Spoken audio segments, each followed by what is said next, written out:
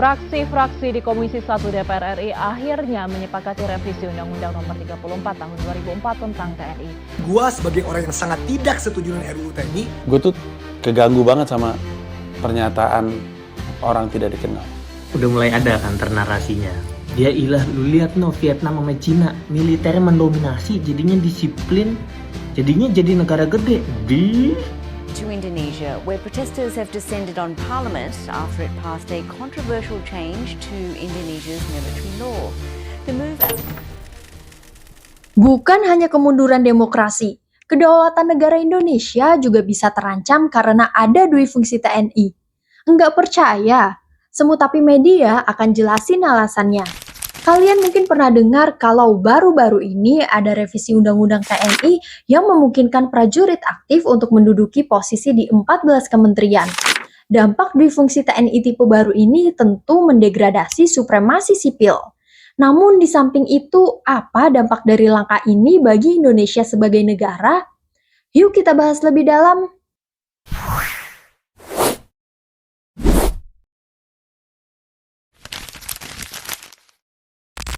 Oke, sebelum kita bahas dampaknya, kita harus tahu dulu apa itu dui fungsi TNI dan dari mana konsep ini berasal. Secara sederhana, dui fungsi TNI adalah konsep yang memungkinkan tentara enggak cuma berfungsi di bidang pertahanan, tapi juga fungsi non-pertahanan. Muhammad Najib Aska dalam bukunya Hegemoni Tentara menerangkan bahwa fungsi non-pertahanan tersebut adalah fungsi sosial politik. Nah, kalau di negara-negara demokratis, militer biasanya fokus ke pertahanan aja, tapi di Indonesia, beda cerita. Munculnya cikal bakal doktrin dui fungsi pada militer Indonesia berlangsung dalam rentang di antara masa berlakunya undang-undang mengenai keadaan darurat pada tahun 1957 dan keluarnya dekrit presiden tahun 1959 di mana Jenderal Nasution pertama kali melontarkan gagasan mengenai jalan tengah TNI pada bulan November 1958.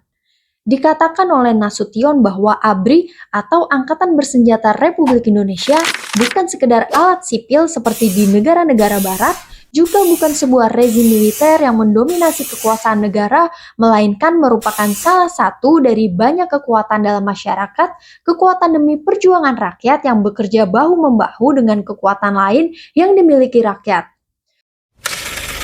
Under guided democracy, what is the position of the parties? In the guided democracy, is still left room for parties, included the Communist Party. But it is our duty to prevent that the parties change our basic state principles, the Pancasila. Dui fungsi militer Indonesia diyakini sebagai bagian yang tak terpisahkan dari Orde Baru di bawah kepemimpinan Soeharto di samping Golkar dan PNS. Dui fungsi tentara yang waktu itu dijalankan oleh ABRI atau Angkatan Bersenjata Republik Indonesia bertujuan untuk menjaga stabilitas negara setelah masa-masa penuh gejolak di era sebelumnya.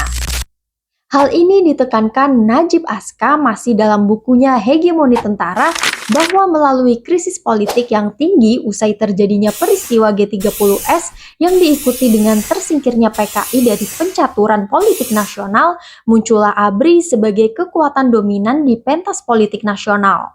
Pada waktu itulah doktrin dui fungsi ABRI mendapat pengukuhannya secara politis maupun yuridis.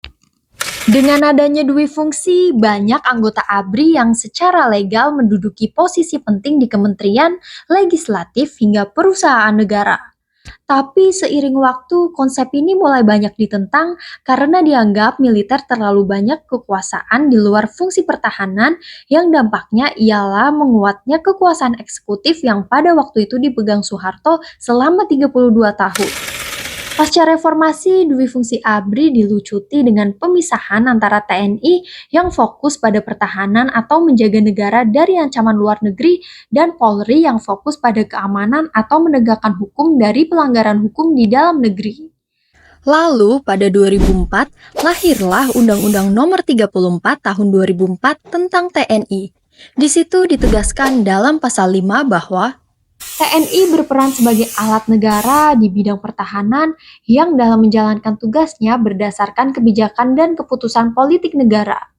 Lalu pasal 2 huruf D menyebutkan tentara profesional, yaitu tentara yang terlatih, terdidik, diperlengkapi secara baik, tidak berpolitik praktis, tidak berbisnis, dan dijamin kesejahteraannya serta mengikuti kebijakan politik negara yang menganut prinsip demokrasi, supremasi sipil, hak asasi manusia, ketentuan hukum nasional, dan hukum internasional yang telah diratifikasi.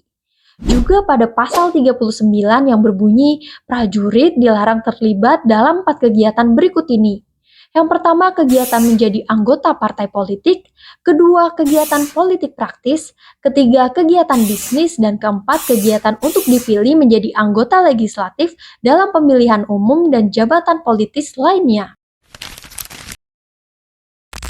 Meski dinyatakan bahwa dui fungsi ABRI telah dibubarkan, dengan pemisahan TNI dan Polri dan juga dengan munculnya Undang-Undang TNI tahun 2004, faktanya dui fungsi TNI tidak pernah benar-benar berakhir.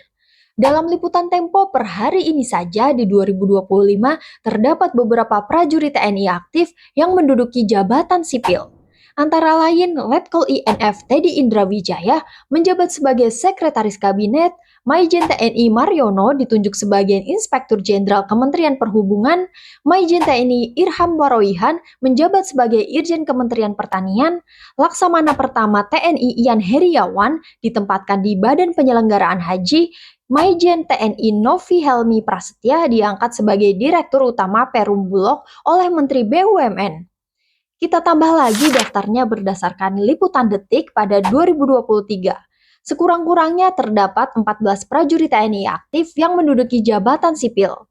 Tidak hanya pada pengisian jabatan publik, dui fungsi TNI juga berkaitan dengan fungsi tambahan TNI bahkan di sektor bisnis. TNI sampai hari ini secara institusional juga masih terlibat di sektor bisnis. Dalam menjalankan bisnis, TNI menggunakan wadah koperasi dan juga yayasan. Contohnya adalah Inkopat, Induk Koperasi TNI Angkatan Darat, yang pada 2010 berubah nama menjadi Induk Koperasi Kartika. Dalam disertasi doktor di UIN Syarif Hidayatullah Jakarta yang ditulis oleh Agus Dani Mandala di Kari, disebutkan bahwa Induk Koperasi Kartika memiliki berbagai lini bisnis yang meliputi impor barang, sewa gedung dan gudang, transportasi, hingga simpan pinjam. Induk Koperasi Kartika juga bekerja sama dengan beberapa perusahaan dalam pengembangan usaha, seperti dengan PT Saijan Coal di sektor batubara di Kota Baru, Kalimantan Selatan, lalu penggemukan sapi di Cinere, Depok, dan Tajur Halang, Bogor, hingga kerjasama pengelolaan lahan parkir dengan KIP Inti Perkasa, dan masih banyak lagi. Di samping itu, Induk Koperasi Kartika juga menanamkan saham pada sejumlah perusahaan seperti pada PT Kartika Inti Perkasa sebesar 20% yang bergerak di bidang pengelolaan kebun kelapa sawit di daerah Riau, lalu juga menanamkan saham di PT Bank Yuda Bakti, PT Bank Bukopin, dan PT Telkom. Contoh lain adalah Yayasan Rumpun Diponegoro di bawah naungan Kodam 4 Diponegoro, yaitu Komando Daerah Militer bagi TNI di Jawa Tengah.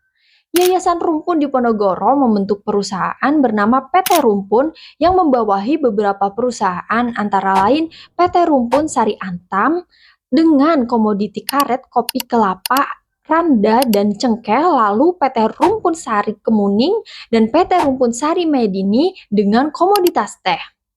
Tadi ketahui pasti berapa luas tanah yang dikelola Yayasan Rumpun Diponegoro.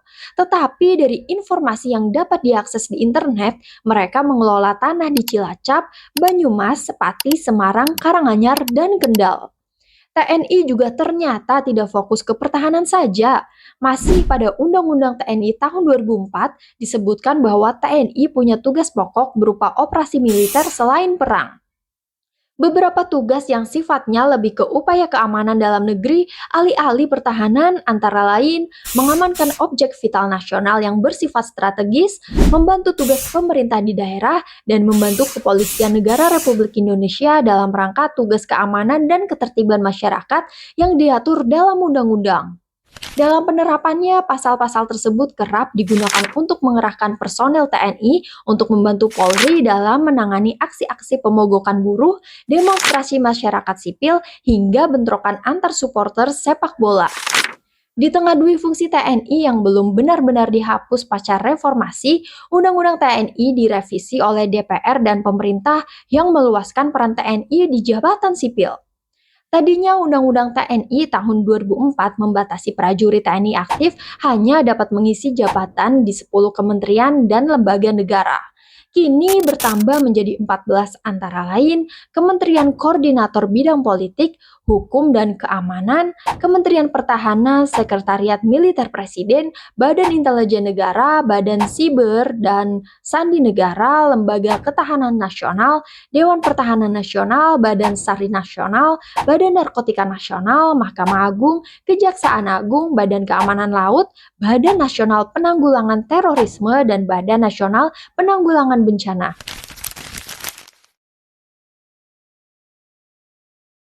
警察はすでに村の奪回からは手を引いている。なんかよくわかんないけど、警察がダメなら軍隊とか使えば？アホ、西南戦争からまだ半年だぞ。国の内乱にまた軍隊が出動しては内政の不安が諸外国に露呈するだろう。そんなこと言ってる場合じゃないでしょ。ったくもう。 Kalau militer terlalu banyak campur tangan dalam urusan sipil, kita malah balik lagi ke era Orde Baru di mana militer punya pengaruh besar dalam politik dan pemerintahan. Supremasi sipil menjadi mengalami degradasi. Tapi ada satu hal yang jarang dibahas, yakni apa dampaknya terhadap pertahanan negara? Coba kita pikirkan, saat ini saja ada 2.569 prajurit TNI aktif yang dikaryakan di kementerian dan lembaga negara. Kalau prajurit TNI banyak dikaryakan di kementerian dan peranan sipil lainnya, artinya ada potensi berkurangnya personel di sektor pertahanan. Tentu ini bermasalah. Angka 2.569 prajurit TNI aktif yang dikaryakan di kementerian dan lembaga negara terlihat sedikit jika dibandingkan jumlah seluruh prajurit TNI yang mencapai 400.000 personel. Itu hanya sekitar 0,64%-nya. Namun, jika kita bandingkan jumlah prajurit di perbatasan, angka 2.569 bisa dibilang terlalu banyak. Sebagai contoh dalam karya ilmiah di Lembaga Ketahanan Nasional atau Lemhanas pada 2021 yang membahas peran TNI di perbatasan Indonesia-Malaysia di Kalimantan Barat yang ditulis oleh Josafat M. Erduka, jumlah personel prajurit TNI di perbatasan tersebut hanya 1.248 orang. Mereka harus menangani berbagai macam kejahatan di perbatasan negara, seperti penyelundupan senjata api ilegal, perdagangan ilegal, narkoba, migrasi ilegal, perdagangan manusia, penebangan kayu ilegal, penjualan satwa ilegal yang pada tahun 2020 saja berjumlah 593 kasus. Dan diakui oleh peneliti bahwa jumlah personel yang terlibat tidak sebanding dengan luas wilayah dan kondisi medan yang harus diawasi, sehingga tugas TNI dalam melaksanakan pengamanan perbatasan negara Indonesia dengan Malaysia di Kalimantan Barat belum berjalan optimal. Belum lagi jika TNI malah dipecah konsentrasinya dengan urusan bisnis, baik sebagai perseorangan maupun secara institusi melalui yayasan dan koperasinya. Meski TNI telah dilarang berbisnis oleh undang-undang, tetapi tidak ada larangan bagi TNI untuk membuat yayasan dan koperasi karena kedua badan hukum tersebut bersifat non-profit. Akan tetapi TNI menemukan celah hukum untuk berbisnis dengan cara membuat usaha melalui korporasi berbentuk PT yang berdiri di bawah naungan yayasan dan koperasi milik TNI.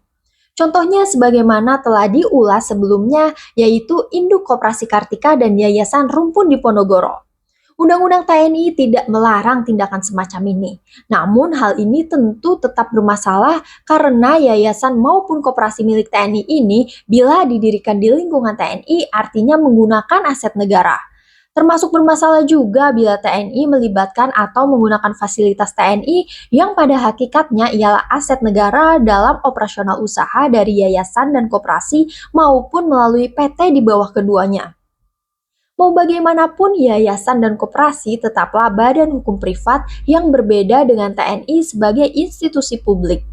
Mencampurkan keduanya akan membingungkan dari aspek akuntabilitas keuangan negara. Keterlibatan TNI dalam berbisnis juga menciptakan iklim usaha tidak sehat yang merugikan pelaku usaha dari kalangan warga sipil.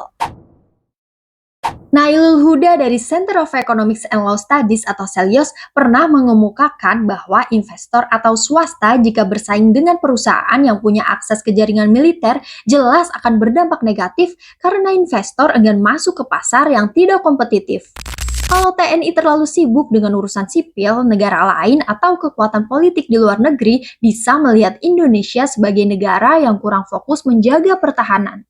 Akibatnya, bisa saja mereka memanfaatkan situasi ini untuk melemahkan atau bahkan mengancam kedaulatan negara Indonesia. Jika Indonesia diintervensi secara kedaulatan, baik itu kedaulatan politik maupun ekonomi, pada gilirannya yang akan dirugikan dan dilemahkan adalah rakyat.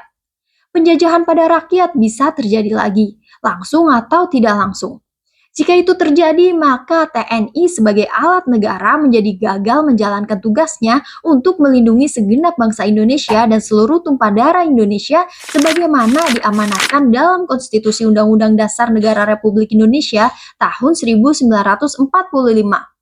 Kita bandingkan dengan negara lain. Banyak negara yang dulunya dui fungsi tentara tapi sekarang sudah dihapus karena lebih banyak dampak buruknya daripada manfaatnya. Contohnya di Amerika Latin seperti Argentina dan Chili, militer pernah sangat berpengaruh dalam pemerintahan, tapi akhirnya ditinggalkan karena merusak stabilitas politik. Jadi, gimana menurutmu tentang dui fungsi TNI? Apakah berbahaya buat negara kita, atau justru kamu punya pendapat lain? Tulis pendapatmu di kolom komentar ya. Jangan lupa like, share, dan subscribe supaya kita bisa terus membahas isu-isu penting dengan cara yang asik dan edukatif. Sampai jumpa di video berikutnya ya.